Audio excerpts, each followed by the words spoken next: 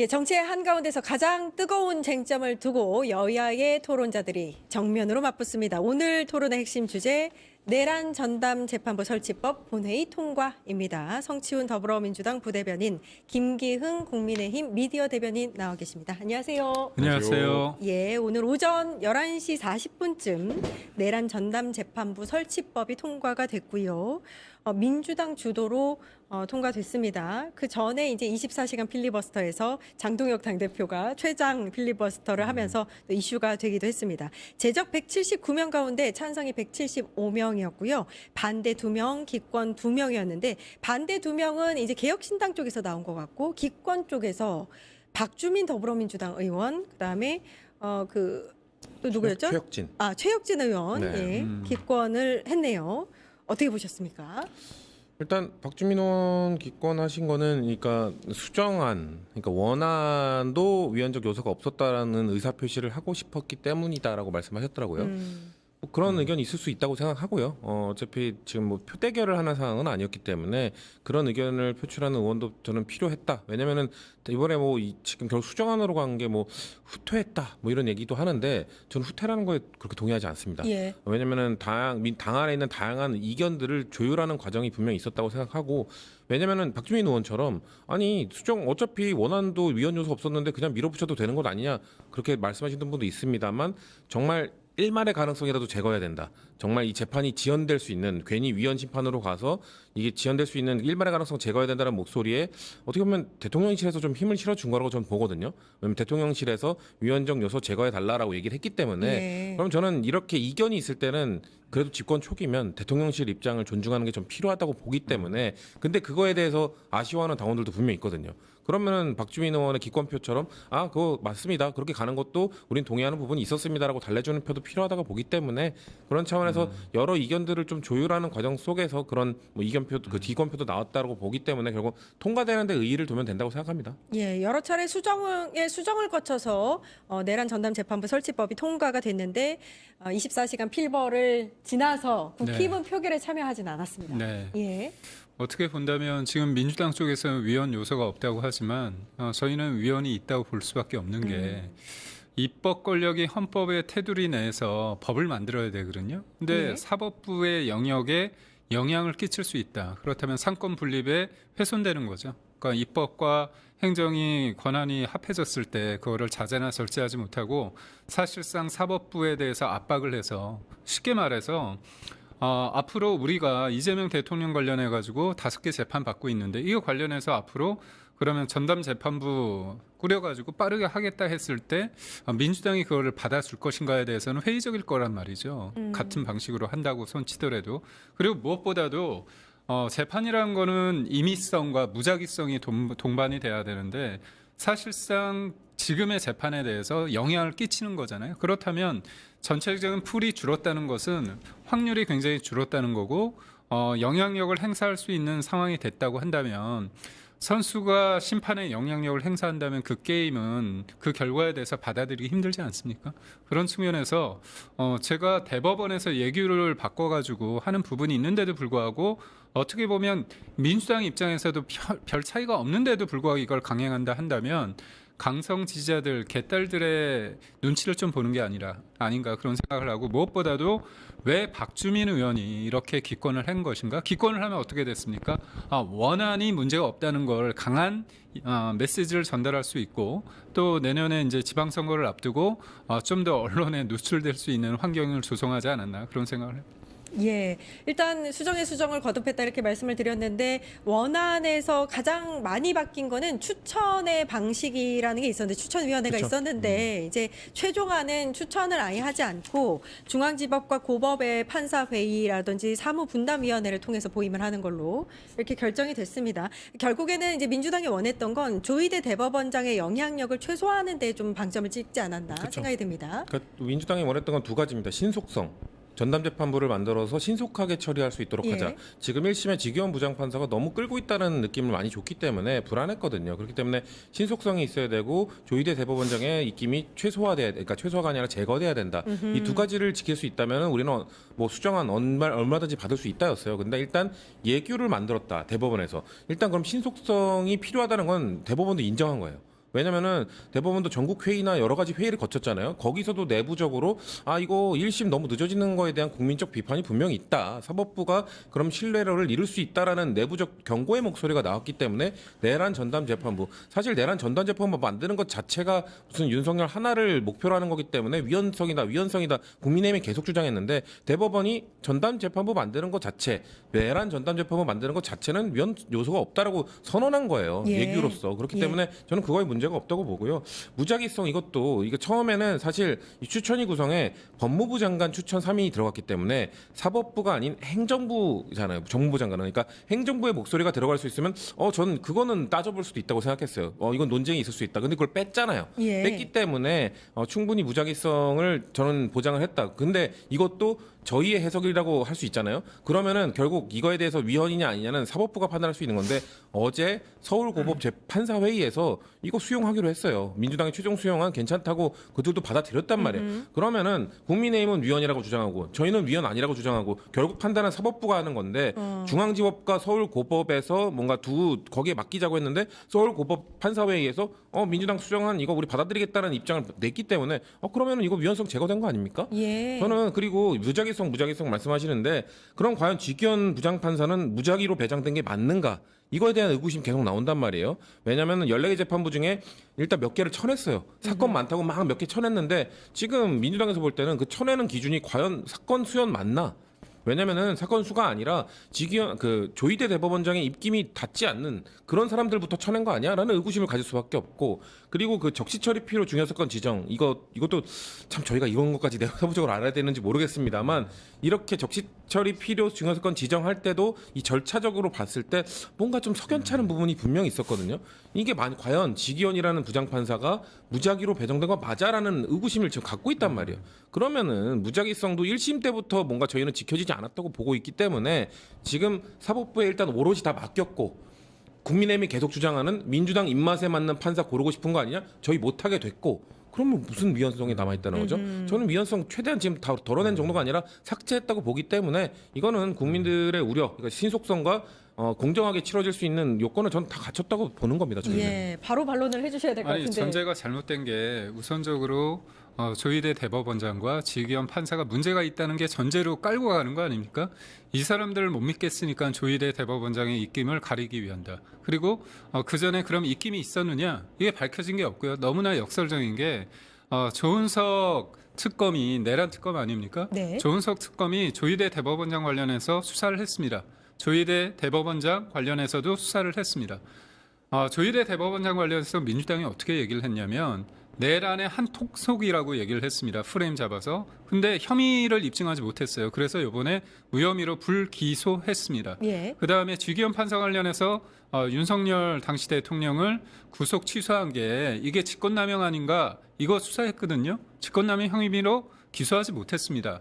그렇다면 전제가 잘못되지 않았습니까? 지금의 사법부가 문제다, 내란의 동조 세력이라 프레임 잡았는데 이게 이미 전제가 어그러진 거죠. 전제가 무너진 겁니다. 그런데 왜 바꾸는 거죠? 그리고 신속성을 말씀하시는데, 지금 직위원 판사가 내년 1, 2월에 이제 결정이 나잖아요. 그러면 한 나라의 대통령 관련해 가지고 우리 국민, 주권자인 국민들이 뽑았습니다. 근데 헌재 결정에서 내려왔어요. 그렇다면 그 사람이 계엄을 선포한 게 곧 내란이지 여부에서 따르는데, 그냥 자범들 하는 거와 달리 이거는 내란이라고 한다고 손치더라도 내란은 집단범죄이기 때문에 하나하나 따져야 됩니다. 그런데 결국은 내년 1, 2월에 결과가 나와요. 그런데 뭘 더 신속하게 하라는 겁니까? 재판은 신속도 중요하지만 무엇보다도 공정해야 되고, 공정해야 느낌을 주는, 그런 인상을 주는 게 되게 중요하거든요. 그렇기 때문에 본인대로 입맛대로 안 나오면 이거 문제다. 이게 어불성설이고, 무엇보다도 김용민 의원 같은 경우는 그러지 않습니까? 직위원 판사가 만약에 이제 윤석열 대통령 관련해서, 전 대통령 관련해서 무죄를 때리면 법 왜곡죄로 처벌해야 된다고 합니다. 아니, 본인들 입맛대로 안 되면 그건 법 왜곡죄 대상이 되는 게 아니지 않습니까? 이건 지금 사법의 영역에 있어야 되고요. 정치권이 이거에 관여하지 말아야 됩니다. 그런데도 끊임없이 관여한다는 거. 그리고 민주당이 말하는 것처럼 그렇게 계엄이고 내란이라고 한다면 왜 이렇게 불안해 하십니까? 차분하게 지켜보시면 됩니다. 예. 일단 그 김용민 의원 개인 의견일 뿐이고요. 당론으로 그런 얘기 한 적 없다는 말씀을 드리고, 저희가 왜 그런 얘기를 하냐면, 직위원 부장판사, 그러니까 다른 전담 재판부, 예를 들면 뭐 학교 폭력 전담 재판부, 전세 사기 전담 재판부, 이것과 달리 이 내란 전담 재판부의 피해자는 전 국민이란 말이에요. 내란이 유죄로 확정되는 순간 이 내란의 피해자는 전 국민 5천만 국민이 됩니다. 그러면은 더더욱 신속성뿐만 아니라 전문성을 갖고 있는 사람이 해줘야 되는데, 직위원 부장판사 원래 그 전문 분야가 뭡니까? 식품보건 이쪽이란 말이에요. 식품보건 이쪽을 담당으로 해왔던 사람에게 이 내란 재판을 맡기는 게 맞는가? 아무리 부장이성이라 하더라도. 그리고 지금 결국 민주당의 최종안이 서울중앙지법과 서울고법 판사회의 및 사무분담위원회 통해 보임. 서울중앙지법과 서울고법에서 판사회의 통해서 무작위로 배당합시다 할 가능성이 매우 높아요. 그러면 무작위성이 보장이 되는 겁니다. 사실상 지금 대법원이 만든 예규랑 크게 다르지 않아요. 그럼에도 불구하고 그럼 왜 법을 만들었어? 만약에 예규기 때문에 갑자기 내년 1월쯤에 야 이거 들여다보니까 예규 좀 이상해 갑자기 안 할 수도 있단 말이에요. 아하. 불안할 수 있잖아요. 그렇기 때문에 불안해하는 국민들이 있으면 그래 사실상 예규랑 거의 똑같은 법안을 만들어서 이게 마음이 바뀌었을 때 아니야 법에 있어 얘가 이행해야 돼라는 안전장치를 마련해 놓자는 거거든요. 그렇기 예. 때문에 사실상 우리가 추진했던 말씀하신 거 뭐 그래요. 초반에 추정했던 법안들은 위헌 요소가 있을 수도 있다고 봐요. 근데 지금 그런 것도 다 제거하고 사실상 대법원이 말한 사법부가 말한 법안과 예규와 거의 똑같은 법안을 만들었기 때문에 그러니까 저는 위헌 여지가 없다는 거죠. 예. 이 얘기도 좀 해보겠습니다. 이 법안이 통과되기 전에 장동혁 국민의힘 당대표가 최장 24시간 꽉 채운 필리버스터를 단행을 했는데요. 역사가 기억할 반헌법적이고 위헌적인 조치다 이렇게 강조를 했고 노무현 전 대통령에 대한 언급도 있었습니다. 어떻게 보셨는지요? 이게 보면 다수당이기 때문에 수적 우위를 점하고 있기 때문에 모든 걸 다수결로 한다. 이게 문제라는 거죠. 의회 정치라는 건 대화 타협으로 이루어진 만큼 어느 정도의 공간이 필요합니다. 그런데 법에 지나치게 의존하거나 수적 다수에 의존하다 보면 사실 협상을 할 이유가 없지 않습니까? 정치가 말라 비틀어지게 되는 경우인데 노무현 전 대통령이 뭐라고 말씀하셨냐면 다수결은 결코 만능이 아니라고 합니다. 본회의에서 투표하는 것들은 예전부터 있었는데요. 상임위에서 표결 대결하는 건 대개 이례적입니다. 그런데 민주당이 다수 의석을 가진 21대 22대 보면 상임위 같은 경우에서 8, 90건이 표결을 합니다. 지금 예를 들어서 과방위 같은 경우는 최민희 위원장 그리고 법사위의 그리고 추미애 위원장 같은 경우는 본인들이 마이크 잡고 이 봉 잡았다고 해가지고 일방적으로 한 게 많습니다. 다수 의결로 한다면 야당의 존재 이유가 없거든요.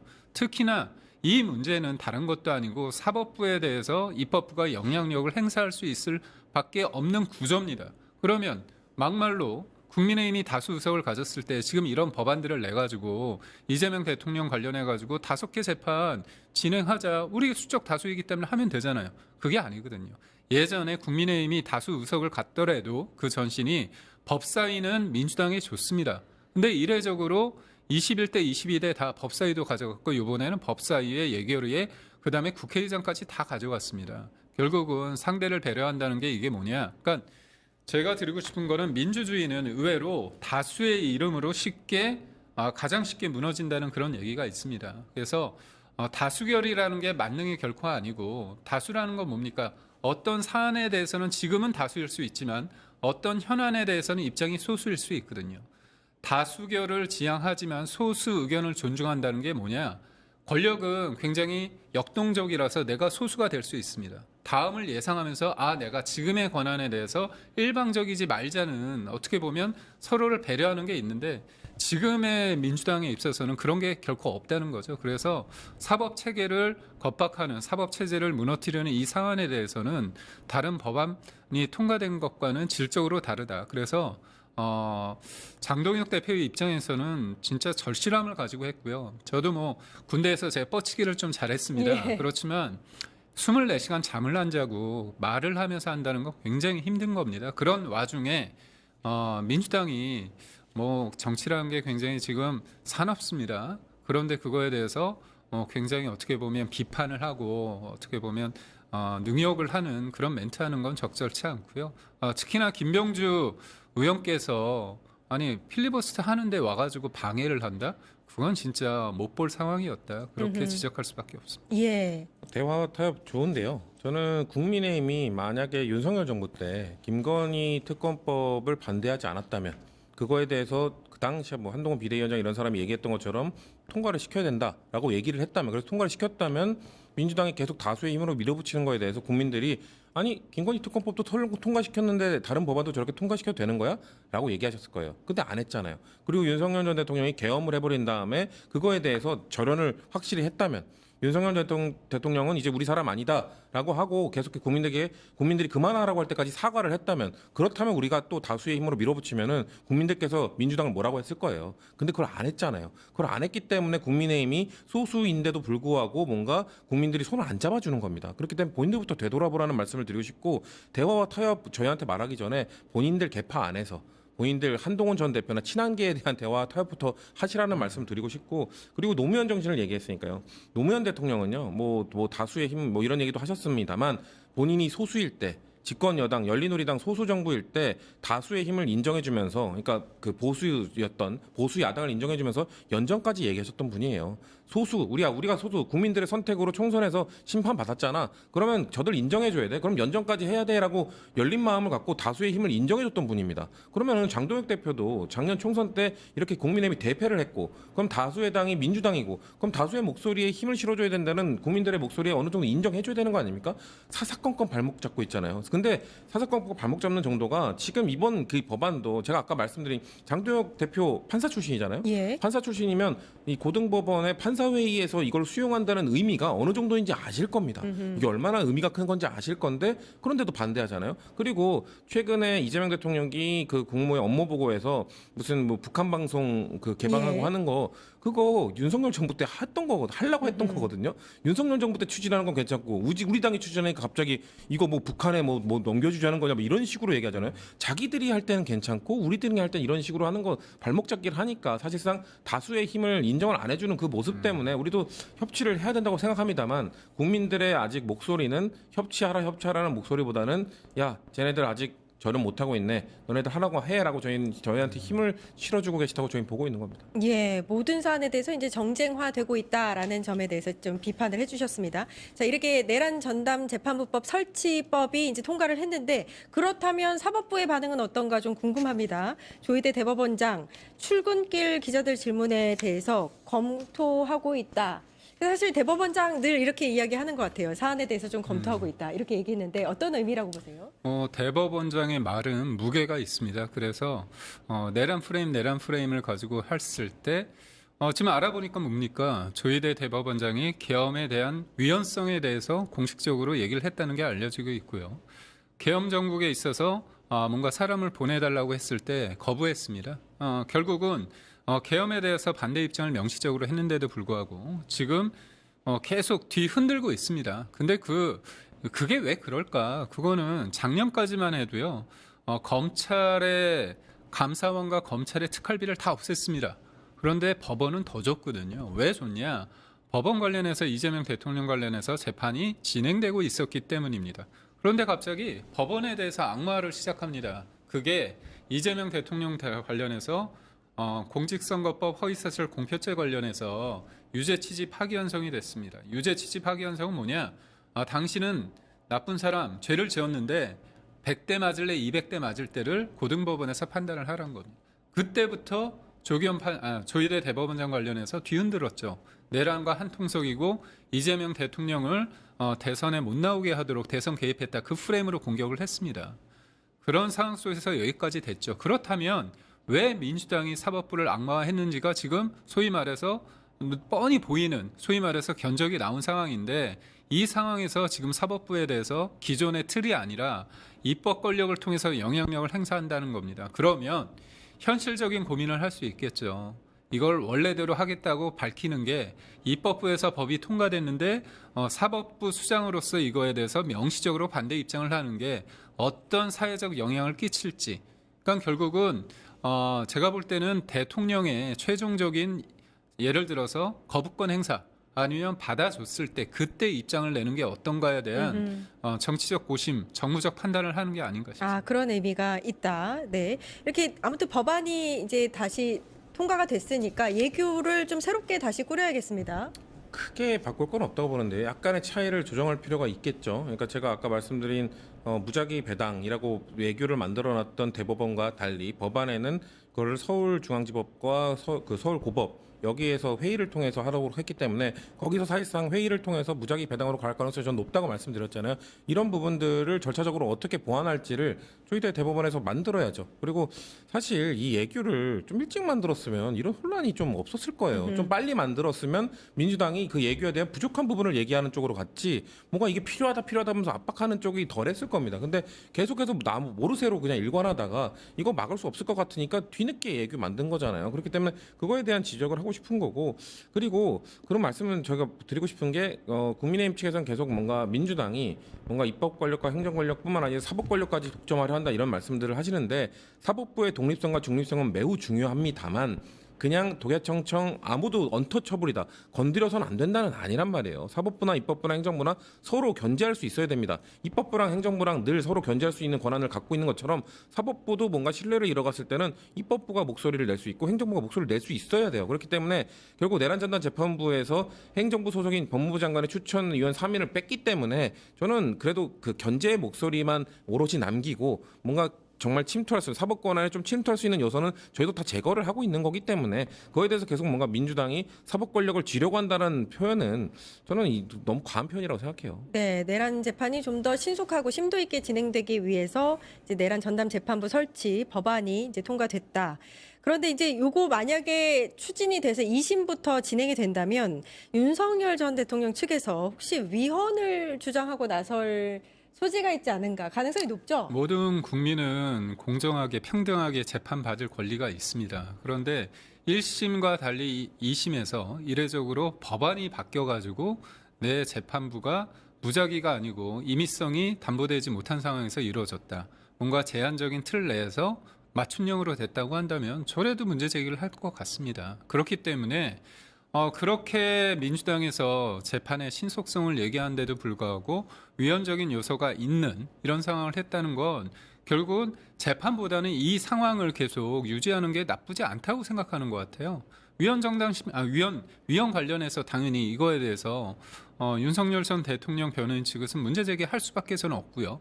그렇다면 추미애 법사위원장은 위헌성을 따질 때 재판을 계속 진행되고자 하는 위헌성에 위헌성을 더한 누더기 법안을 내고자 했는데 그거에 대해서 사람들이 이건 너무나 심각하다 했기 때문에 좀 자중하시는 것 같습니다. 그러니까 이례적이고 예외적인 것들을 계속 한다는 건 결국 정치가 관여를 한다는 거거든요. 그런 측면에서 문제가 있고 우리가 걸레가 있습니다. 걸레 소중하죠. 하지만 걸레를 아무리 깨끗이 빨아도 걸레 사용 용도가 있습니다. 한번 바닥 닦았던 거 식탁이 닦을 수 없는 거 아닙니까? 그래서 온전하지 못한 것 관련해서 과도하게 이렇게 하는 게 결국은 신속을 원하는 것에도 맞지 않고 결과적으로 이거에 대해서 최종 결과가 났을 때 받아들이기 힘든 상황이 있다는 거죠. 그렇다면 어떤 재판을 통해서 다른 사람도 아니고 대통령에 관련된 계엄이 내란인지 여부를 다루는 재판에서 그 결과에 대해서 국민들이 납득이 돼야 되지 않습니까? 가부 여부를 떠나서. 그런데 자꾸 받아들일 수 없는 여러 가지의 어떤 이유가 만들어지고 있다면 그건 적절하지 않다고. 예. 지금 보면은 위헌 법률 심판 청구를 할 가능성이 높아지는데 그렇게 되면 좀 시간이 더 걸리는 거 아니냐 이런 논란이 있습니다. 청구를 했을 때 무조건 가는 게 아니에요. 무조건 심사를 하는 게 아니라 재판부가 판단을 합니다. 이거 넘길까 말까를 판단하는데 저는 기각될 거라고 봅니다. 그러니까 넘기지 않을 거라고 봐요.